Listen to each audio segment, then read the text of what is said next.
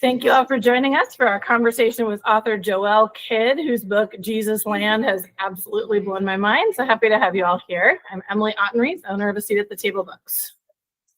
I'm April Souza, pastor at Elk Grove United Methodist Church. And I'm Reverend Kevin Ross, the senior minister of Unity of Sacramento Church and a frequent guest here at A Seat at the Table Books. And now, Joelle, if you can just tell us a little about you and why we're here today. Sure. Hi, it's great to meet you all, and to not meet everyone I can't see, but I'm excited to be here with you virtually. Yeah, I'm 3 hours later, and apparently that means it's like pitch black. So I'm sorry for my dim lighting. Yeah, I guess I'm here today to talk about my book, JESUSLAND. Came out about a month and a half ago, and yeah, it's been a really exciting time to get to connect with, especially which I think you talked about relating to connect, especially with people who grew up in this evangelical Christian subculture that I wrote about. So yes, excited to be here. Well, let's just start with the basic question. What compelled you to take the journey and to explore this niche in particular? It came about in a bit of a roundabout way, I think, because I started writing the first bits of this book that I wrote were in a writing class in my master's program. Because I've primarily written fiction before. I hadn't written a lot of memoir, and in searching for something to write about, I think the thing that made me start thinking about it was thinking about my situation as a kid, which was that I moved back to Canada, where I'm from living in Eastern Europe, which was in the late 90s, obviously a really secular place. But when my family moved to Canada, I was enrolled in Christian school, and it was a non-denominational evangelical school. And so, yeah, I thought about it as kind of like a double culture shock of like coming back to North America, but also into this subculture that I didn't really know about, which was Christian, the way like my family was Christian, but it felt very different. It was so related to these pop culture pieces and these like figures that I'd never heard of. So yeah, I was starting to write about that feeling that kind of turned into the idea for this book. And I think when you grow up surrounded by Christian pop culture, it seems kind of normal. But when you're an adult and you think back on it 20 years later, yeah, I just started to realize a lot of the things that I absorbed when I was a kid growing up in Christian school and evangelical spaces were actually pretty strange, if not downright damaging. And remembering things like the Jesus Freaks book of martyr stories that I wrote about, or some Christian music that I had never listened to the lyrics of. Yeah, like as an adult, I started thinking like, oh yeah, that was really weird actually. And so it was like defamiliarizing it for myself that became kind of part of the thing that was making me excited to write about it. And yeah, just the more I researched, the more sort of politically relevant this topic felt. So that's where it came from for me. So let's go through that politically relevant and like why this book, why you wrote it now. Why is it so important right now for us, for you, for everybody, really? Yeah. It's funny because I remember working on the book proposal and some of the early chapters a couple years ago when I first started writing, thinking like, is this relevant? Will anyone care about this? But by the time I was editing the book, like, even in those 2 short years, it's like Donald Trump had been elected president in the States. Like, there was such a dark rise of like Christian or right-wing Christian groups in Canada and the US that were making the news all the time. And so, yeah, it's just felt more and more relevant like as I was writing it, and even after it's been published, there's been more echoes of what I was researching and writing about. So yeah, I think it's kind of it ended up being a pretty pressing topic. And because it was kind of rooted in this memoir element, I really went back to the 2000s for this book. So it's mostly about Christian pop culture in the 2000s.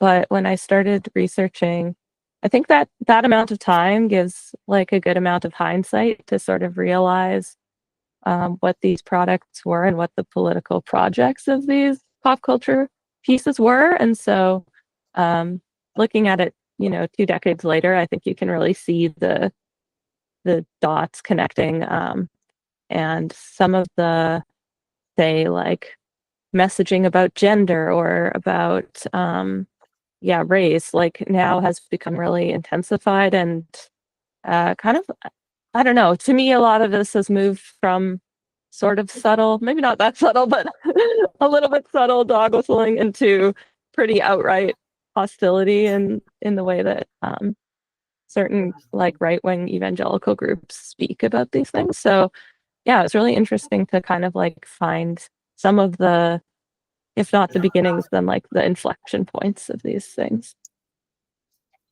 So for those that have not read the book yet, I don't know if the word favorite is right here, but what would you say are some of the topics closest to your heart? And I'll say that your discussion of the Jesus Freaks book really hit me because I was reading that in high school, idolizing these martyrs who were written about in a very Islamophobic and often not very evidence-based way. And the whole concept of martyrdom was a big one for me. And then this idea of like gendered Bibles and some of the things that really condition us to perform gender early on. And of course, the rapture and the end times. Those were all big ones for me in your book. I'd love to hear which ones are closest for you. Yeah, I think we feel really similarly. Those are probably some of my most like the ones I feel most sort of connected to. Like, yeah, I think definitely that the second chapter is called Boys Bible, Girls Bible, and a lot of it's about gender, and particularly about like the rigidity of these concepts of girl and boy that I grew up with in the church. And so that one was both really infuriating and really fun for me because, I just got to return to a lot of things I read as a kid, like this Bible magazine or these Brio girls magazines. And there's some like nostalgia in there, but also they're pretty terrible in terms of the messages they're imparting. And for me, I think that the rapture too, the end times, that's something that I feel like I really didn't work out for myself until writing this book. It was something that I was like really scared of as a kid. And then I just stopped thinking about it. And so returning to it as an adult was actually really interesting and kind of fulfilling experience to be able to finally reckon with where these ideas that had frightened me came from, and the kind of like pleasant surprise of not feeling that way anymore when I return to these ideas.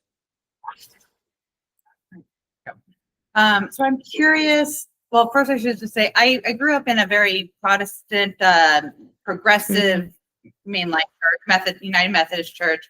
That's what I grew up in, and I realized as I'm reading your book, one of the things is that I didn't have some of these same messages, but it did come into my life still. I'm a little older than you, but we had the Left Behind series that came in, so that rapture. And then, of course, I'm reading your book while we're having that extra rapture time that we had again a few months ago. So it's just interesting how that kind of permeates, no matter whether you're super progressive or not. It still kind of comes into to the world. I'm curious if other friends or family or other people that you've known that maybe had a similar experience to you, if they like have read your book and been like, oh my God, yes, or no, that's not how it works. You know what I mean? Like, but mostly thinking the, oh my God, yes, because sometimes I read this, I'm like, I know I'm older than you, and oh my God, yes, like there was so much of that I had throughout this book. So I do think it kind of permeates, like, and there's, yeah, especially certain topics. That was part of why I wanted to address them in the book, because I think definitely the rapture is one, since it's broken. It's on TikTok now. But also, yeah, thinking about that time period, like music that crossed over into mainstream culture, or purity rings is like the big thing that I write about.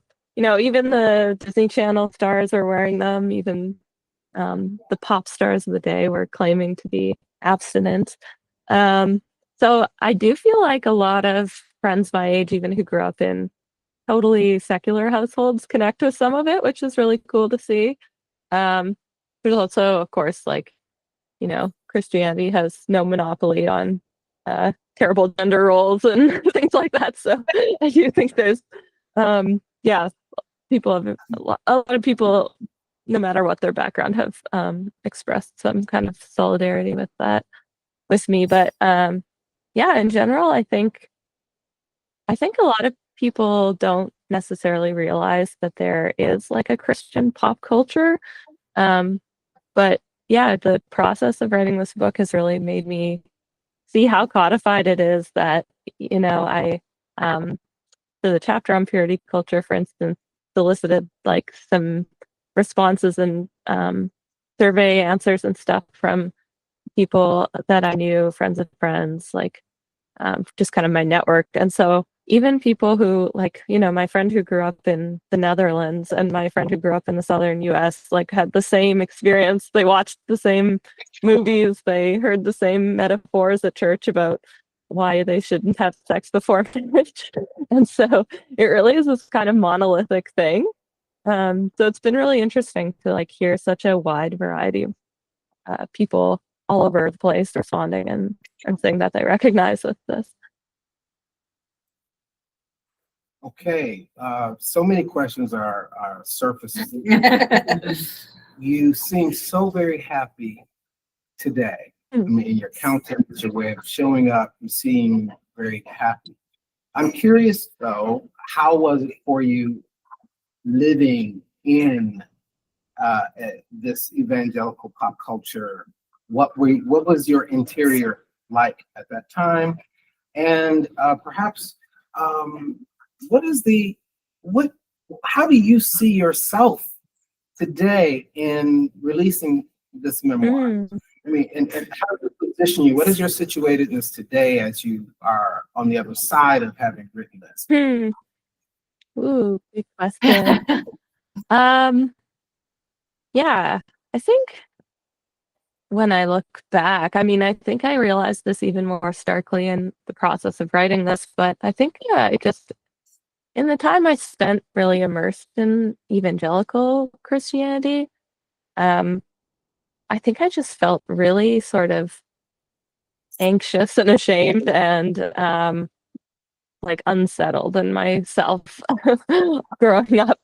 And yeah, I think some of that has to do with like a sense of belonging that I couldn't necessarily find in that segment of the church, because because I'm queer and I'm like have these more like progressive politics and all these things that I didn't really fit in the world of like the school that I went to, for instance. But in general, I mean, I was talking to someone for an interview about the book, and he said, like, you poor people who grew up evangelical, you just seem so tired. You had the weight of the world on your shoulders. And I really felt like that as a kid, as a 10-year-old, that I was just like bearing so much heavy stuff about eternal salvation and the need to be this like sort of perfect, shining example of spirituality.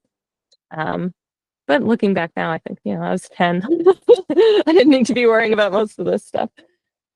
So yeah, I guess coming out on the other side of it, I feel a lot freer now, and I think I have a much better sense of my own autonomy and like myself as a person. Whereas I think in the kind of Christianity that I was around a lot growing up, that was not really emphasized. It was supposed to be yourself was supposed to always be secondary to fitting into this like sort of mission of evangelizing and of like spreading the gospel in the way that, in a very narrow sort of way of what that looked like. So, so I feel much more relaxed now, I guess, is the short answer.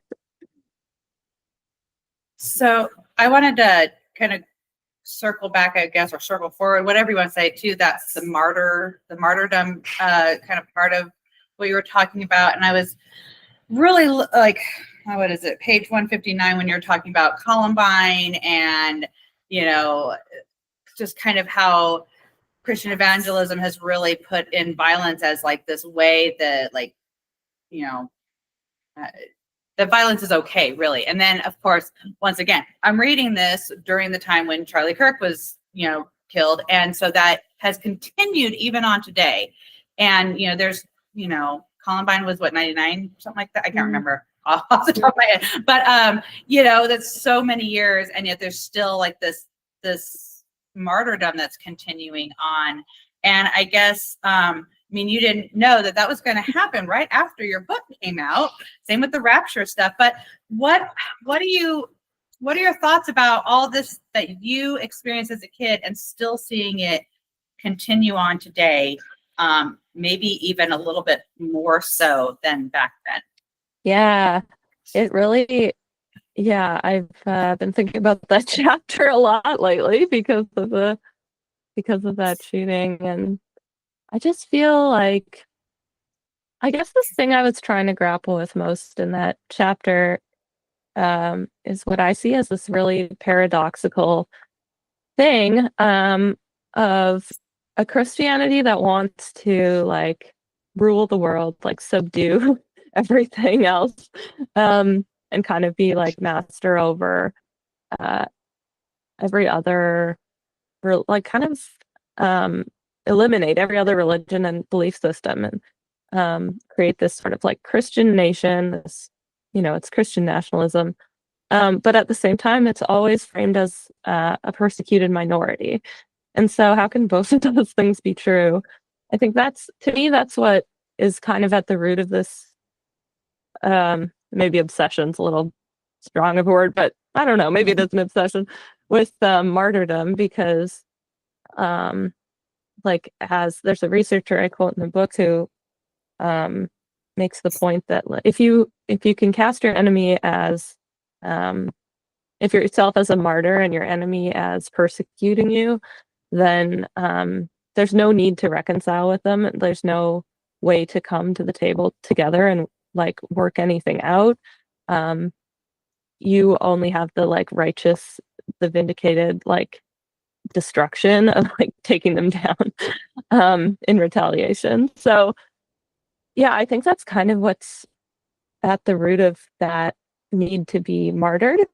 And I feel like that's what I really saw like right after Charlie Kirk was killed, is this instant need to like frame it as a martyr.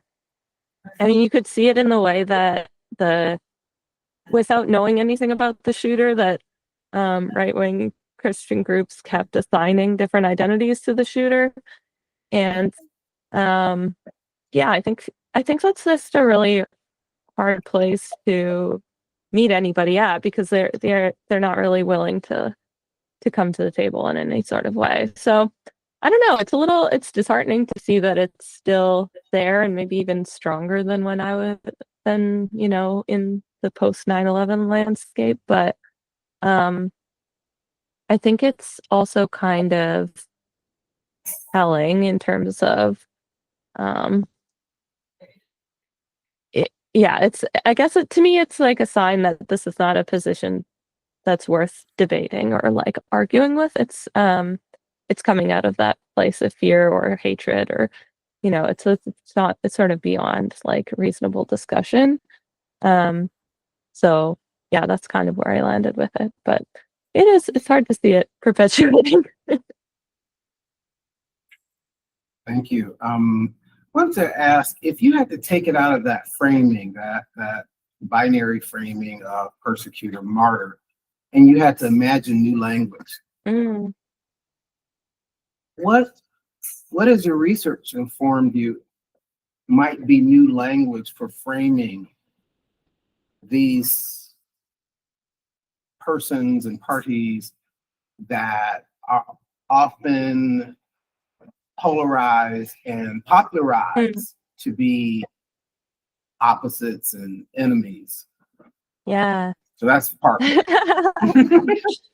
Yeah, that's interesting. I mean, I think that like when I think about a healthy version of that, I think about like restorative justice frameworks or sort of like yeah, sort of like a willingness to reach beyond your divisions. And so to me, that's much more of a hump that requires a lot of humility.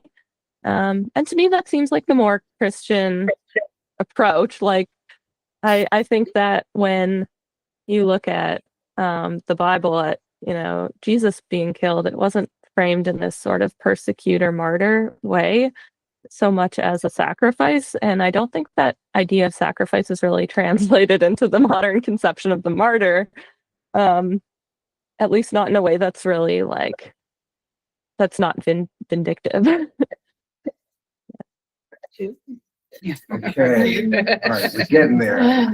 So for those that are sitting here that may not be familiar with that reference to restorative justice, can you say more about, give some words on that? Because I think that would include more people. Oh, sure. Yeah, so I guess the restorative justice framework is something that's much more built on, like often it's used in, like in a legal framework. So instead of a criminal system that punishes someone who's done wrong, like it would be a kind of working together to achieve like a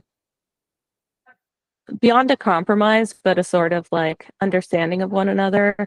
Um, and so, like here in Canada, it's often a teaching of different Indigenous communities, and there are actually some like Indigenous-led frameworks for like rather than criminal proceedings that will have, you know, if someone is wronged, you know, if someone has physically injured someone or you know, stolen from them or whatever, that they can um, come to an agreement through discussion and consensus that's about like returning and sort of like showing that contrition in a like direct way rather than being punished by the state over here.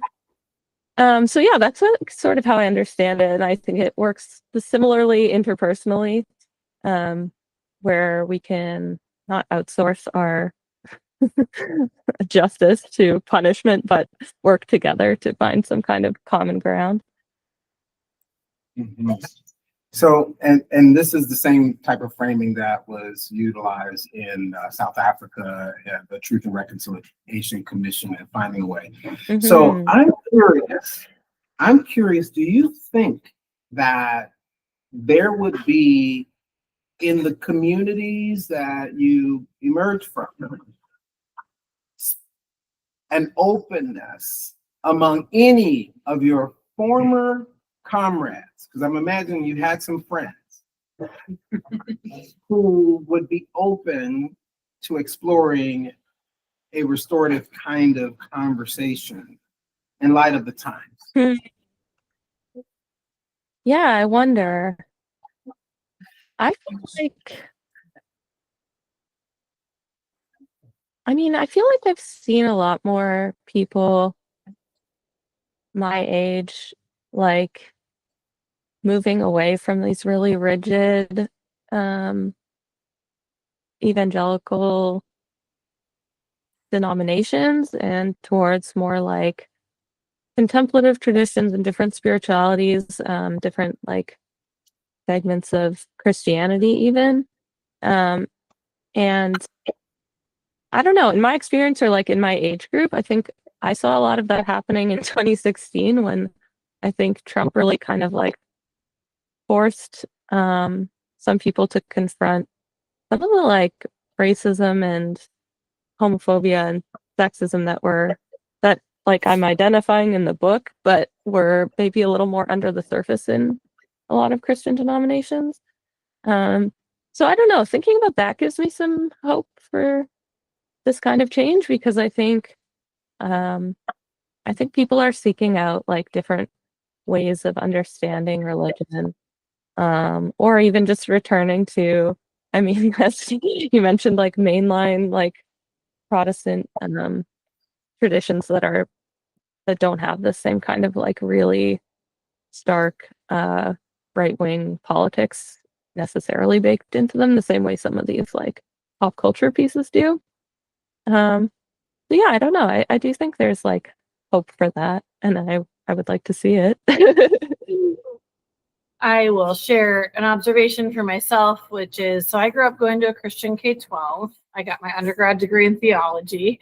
And then I got my Wow. master's in rhetoric, because theology is rhetoric from one set of books. Love it. And I saw that the people that took Jesus the most seriously were the ones that left those traditions. So those are the people I'm still in touch with now. Those are the people writing books about being ex-evangelical. Sarah McCammon, Blake Chastain, and some of my friends that just have seen the call to do justly and love mercy and walk humbly not being followed. So in that sense, I think there's hope that a lot of us, including this very queer liberal business, were inspired by the values that we were raised with, that were not enacted. But I wonder if this gives us a chance to kind of segue into how much American Christianity acts like it's the only Christianity. And I only found out in my classes in college that there's a very different type of faith across the globe. You talk about prosperity gospel, which, wow, that's a whole thing. And I saw that in my life growing up. But I learned that, and you mentioned, there's some points where you mentioned things close to this. I'm curious your thoughts on it. That in Latin America, there's a theology that says God has a preferential option for the poor. So it is prosperity gospel turned upside down. And kind of what your thoughts on that, and also Kev, what your thoughts are on this alternative form of theology. Ooh. Yeah, I would love to hear your thoughts on that. I don't know too much about that, but I kind of love that idea. I mean, I definitely was really influenced, like, as a young, passionate Christian by, like, Dorothy Day and people like that, who I saw as being, like, much more authentic to what I read in the Bible, because it's hard when you're raised by, I mean, not raised by, but, I went to school with and was taught by these biblical literalists who said the earth was created in 7 days, but who, when we got to the parts in the Bible about how you should give away all your money and that rich people can't go to heaven, would be like, well, no, that's contextual. So, yeah, so I definitely have always had a struggle with, like, I think that's why I wanted to write a little bit about money in the book too, because that's something I always had a difficult time with in terms of Christian theology.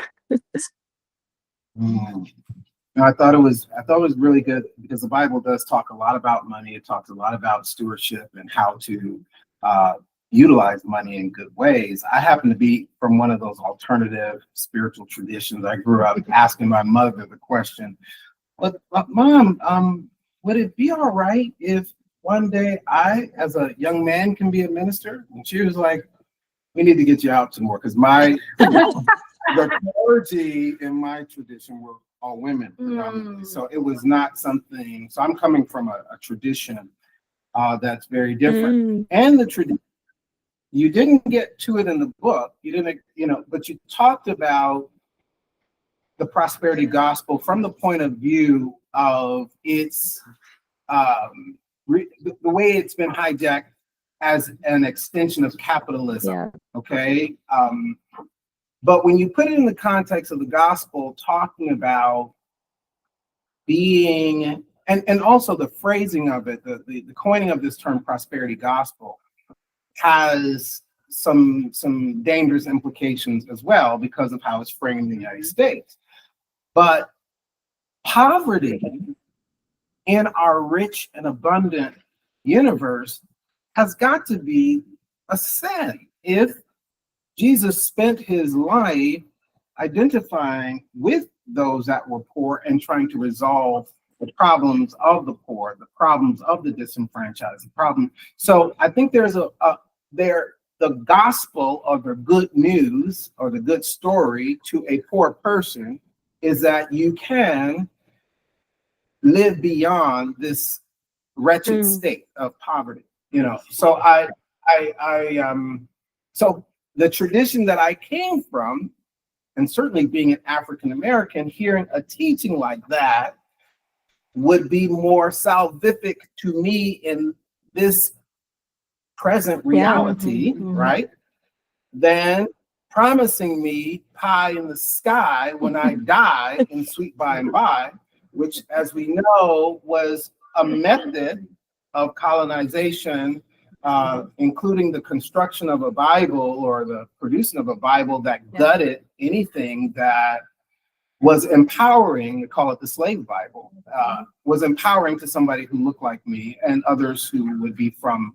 So when you talk about the prosperity gospel, I do think that you give a good treatment of it in the book as it relates to those players in pop culture. But the minority groups that were really talking about that and adapting that philosophy were also countering the affects of a society of haves and have-nots.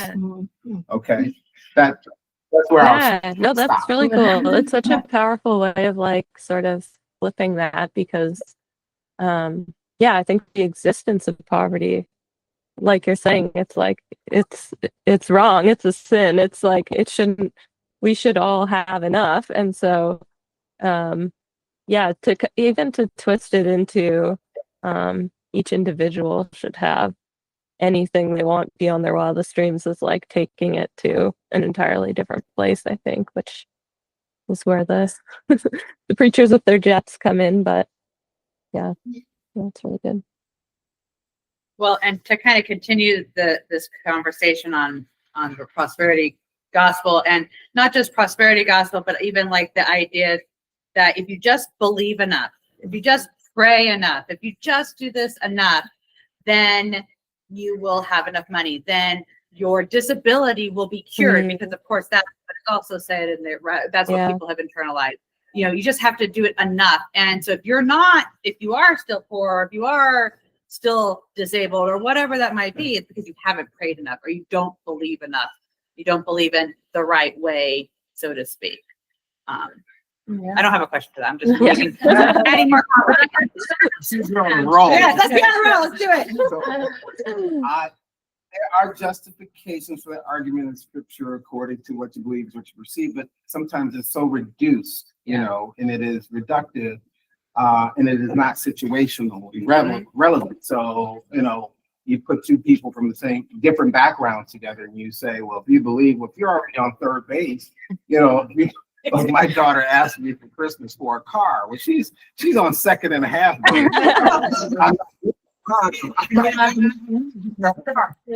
But I did tell her all things are possible if you believe. And it's going to be your mama who would have to come through.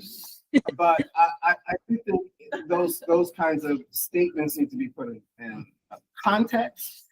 I think those types of teachings can be dangerous. It's kind of a malpractice, theological malpractice, if you don't connect it with action and also put it in the larger context of the world in which we live, and acknowledge that there are structural and cultural and systemic challenges to someone's mere belief.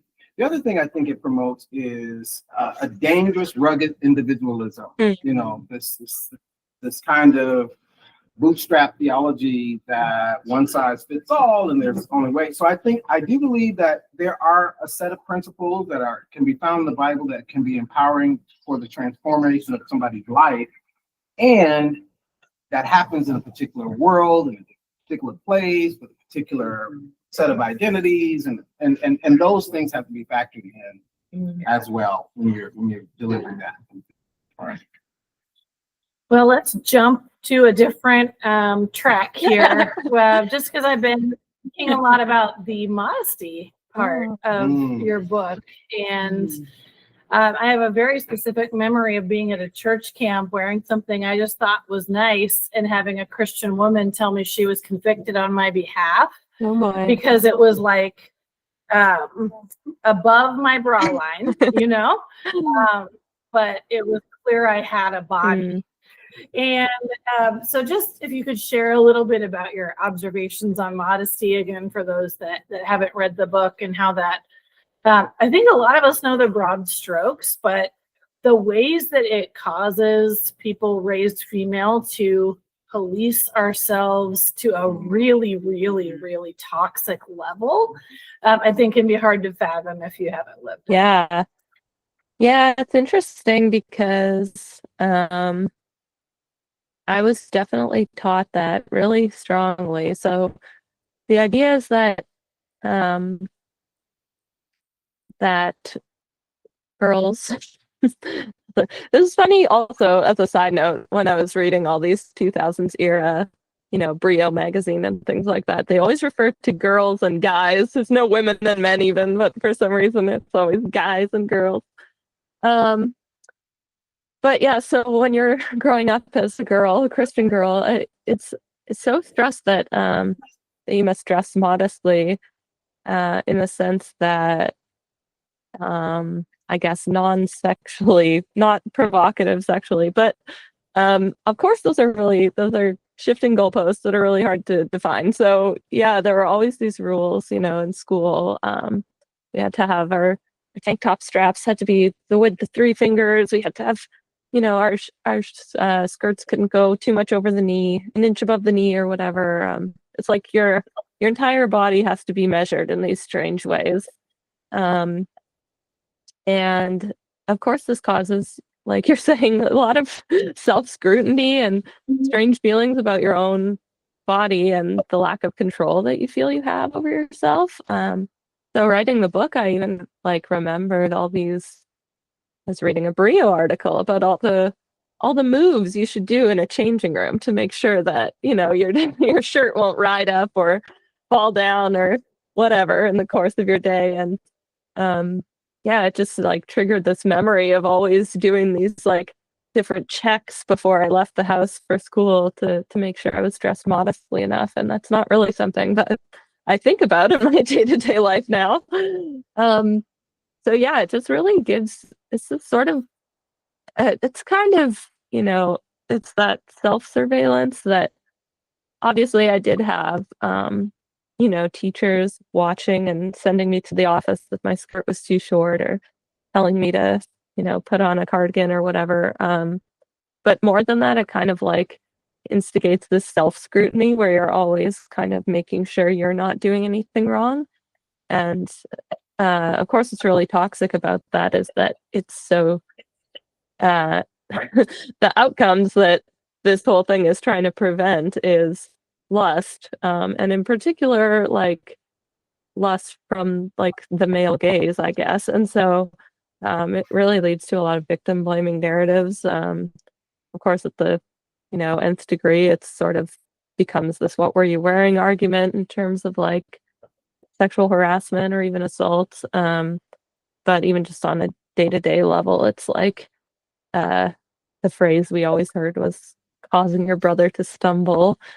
Whatever you are doing is igniting these sinful thoughts in the guy that's looking at you. So yeah, once again, it's putting so much pressure on such young people. But yeah, it's really pervasive. And so a lot of what I was remembering as I was doing this research was kind of these old patterns and behaviors that I luckily have shed now, but I kind of forgot that they used to be such a part of my life.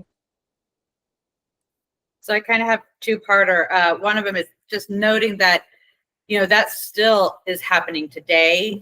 It just as much, if not more, and of course within the secular world as well as the religious world. And so I guess the two-parter is that, what would you tell, a little girl today, now that but then also, what would you tell little girl Joelle, if if you could go back in time Mhm. about, you know what I mean? About like, what about this modesty and, you know, yeah, what would you say? Yeah, I mean, I wish I could go back and kind of like relieve a lot of the guilt and shame that I felt that was put on me.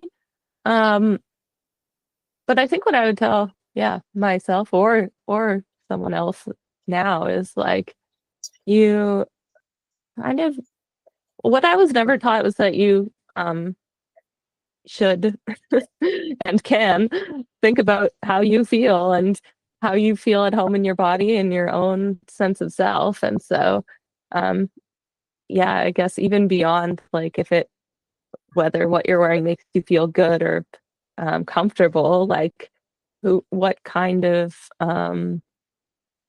I guess what does that comfort mean? Like why does it make you feel good? Like I just interrogating those things, your actual emotions, because yeah, so often this narratives were forced upon me from the outside of like, well, if you're wearing this, it means this, you know, if you're wearing a low cut top, it means you're, you know, want to have sex, I guess. I don't quite know what the trade-off is supposed to be, um but yeah, but when I think back now, I'm like, you know, I remember even clothes that I loved as a kid and how they made me feel, and I wish I had like paid more attention to that when I was younger. Hmm. Yeah. That's really good. Well, on behalf of those who identify as men, and, extend universal apology. All the know we put you What I was through it. waiting for. Apology from men. About as close as it's gonna come. But I do have a question. I do have a question, and that is, what do you say to dads? Dad with daughters, and being one with two daughters that would support the view you're raising. Hmm. What do you say to someone like me? And then we're going to open it to the floor. Okay. Yeah, I don't know. It's hard to, you know, I have no authority as the person without kids. But yeah, I do think that it's important. I love to see like parents, especially dads, that are kind of tapped into those feel to like what their kids are feeling and are really emotionally engaged with how their kids are interacting with the world, because I think um kids don't always, or even like young adults and teenagers don't always know. Like I think I had those feelings, but I didn't have any way to draw them out of myself. And so yeah, I think I would just recommend that dads are talk to their daughters a lot more about it in an open way, without that level of judgment that kind of breeds that shame. Because I think, you know, there's certainly room to like to understand that we live in a kind of messed up society and there are like sort of limits to your own autonomy, but to be able to actually talk about that and to have a man validate that, like, yeah, you're right, this sucks, this is sexist, is actually really powerful, I think. Going back to the classic man and bear thing, I think we have to teach our daughters how to be smart about how predators act without ever blaming them for those behaviors. I have a 10-and-a-half-year-old, and so I can educate her about how our society views female bodies, and I can also tell her what is and is not in her power, control, and responsibility. Mhm. And I very much empower her to wear what she wants. And she just has, you know, I'm an open book about what the world has. That's really So, good. what questions do we have from the audience? You can come speak on the mic so you can let Joelle hear you, and you can say off camera, or you can say it for me to repeat. I just have an observation. Okay. We need to talk to our sons too. Mhm. Observation that we also need to talk to our sons. Yeah. Yes. And, really. Say more. Want to say more? Well, And mothers as well. so I'm a mom of boys, and so that what the comment was about, you know, we have to talk to our sons as well, which is definitely something that I've had to do. And many things, like I feel like there's a lot of maybe not pressure, but like responsibility on my children. And I've had many conversations for them as on, you know, young straight white boys on what their responsibilities are and what they need to, you know, and so part of that is with having to do with, you know, that modesty culture that I experience, you know, and so I'm able to like share that with them.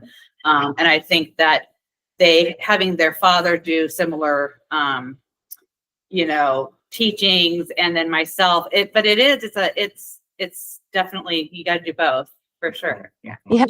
And for dads and moms, it's going to be important to let them hear you speaking about other people and other people's existence and outfits. Yeah. In a way that's Yeah. healthy. Yes. So I just want to say, as an older, very liberal lesbian who is a social, who has no kids, I'm aghast really at how kids are dressing now, girls especially. And I feel like a lot of times when it's kind of young girls that are very sort of dressing sort of sexualized, just I can't come up with a different word for that there's really something lacking for them at home, possibly with their parents or whatever.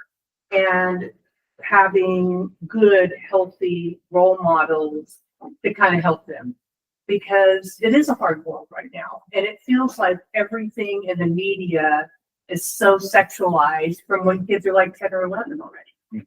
And I worry about our girls, you know, the boys too, because in some ways you see boys kind of doing very similar kinds of things, and with sort of open possible sexuality, with kids not really knowing yet who they really are and that kind of thing. I just feel sort of very protective. And, you know, when I was that age, I know we weren't quite dressing that way, you know. So I feel like it's a hard world, but I feel like it's very touchy because, you know, you got to be careful really what you say, and kind of, so for me, it's like I want to come from like a thoughtful place and see what else is kind of going on with them, you know, because so many of our kids are being raised maybe by single parents. They don't have a dad. They don't have like a healthy relationship, possibly with a male, you know, that kind of thing. And so there's just a lot for us, especially as Christian women, you know, that we want to do for our kids and sort of the younger generation. Joelle, do you want to respond there? Yeah, I mean, I think to me it kind of comes down to the, I guess, mentality or the like framework behind these things. I mean, one thing I like mention in the book is that when I was growing up, the catchphrase that we all had stickers that said this. It was like everywhere in my school. It was "modest is hottest," which was supposed to be just kind of funny. But then when you think about it, it's like, okay, so you're training girls to want to be the hottest, but by wearing modest clothes, like, so it's still coming from this place that I think of as like antithetical to what they were supposedly trying to promote, which is like this sort of sexualization of women and this idea that you're not more than how hot you are.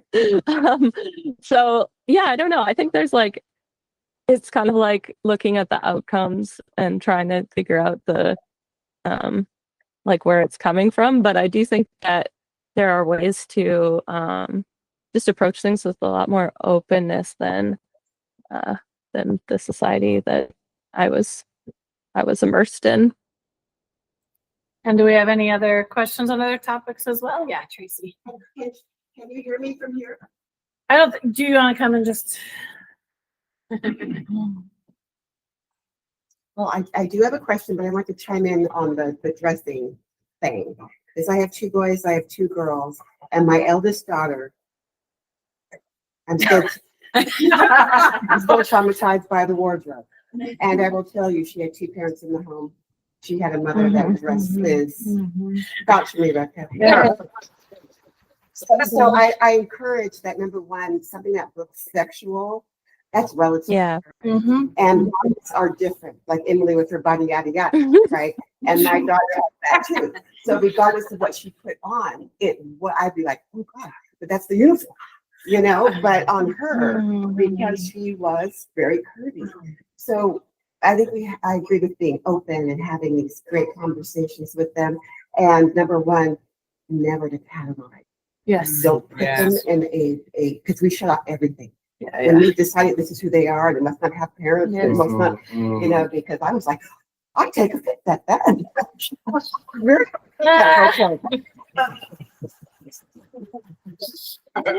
but thank you for that. That was really, because it was beautiful just to hear that other perspective of, wow, I never thought about it that way. I'm just going to keep it close. I was thinking what other people might have thought about what's happening in her home, that she is just like that. So that was really eye-opening for me. So thank you for sharing.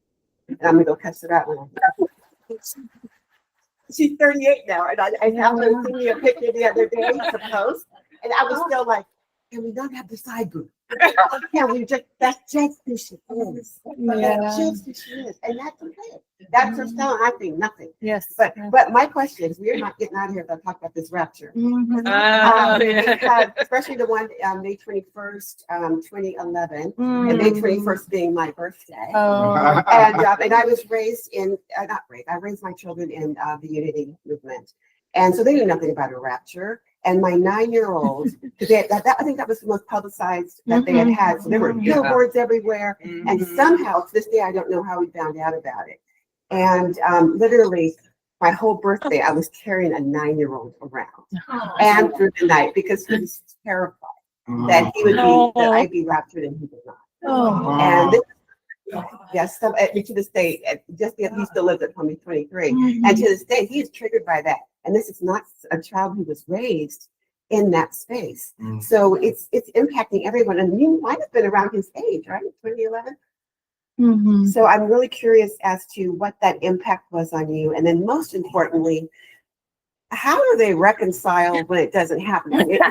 It's been I have to look it up because I had to understand what was going on. So I think the first one was in 1848 or something, the first rapture. And there have been at least 11, 12 dates since that time.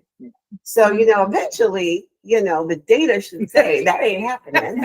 And then we have Daniel, was it 12:4, whatever it is, that, it said that only God will know when the rapture is coming. We're not going to get a notice. We're not going to get a deadline 6 months down, be ready.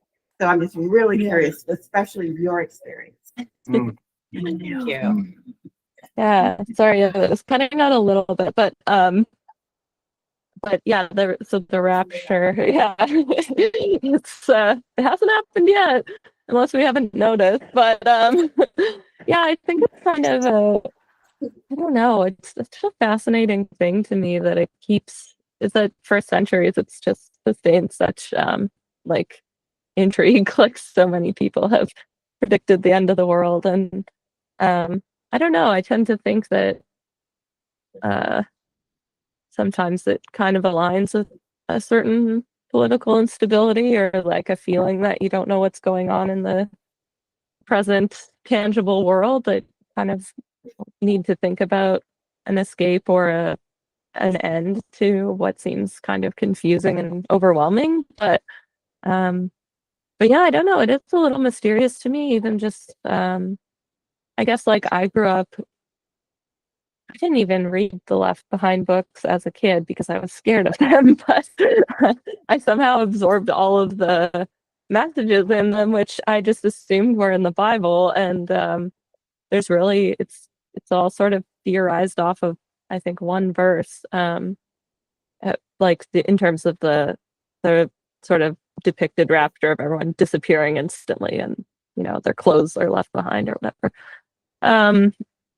and that was sort of a creation of like Jerry Falwell and Tim LaHaye and a few other prominent like conservative evangelicals. But yeah, it's not something that I think is really explored a lot in the scripture. And I think that's sort of a sign that it's not really meant to be a major tenet of your faith or a thing that you're supposed to be thinking about constantly.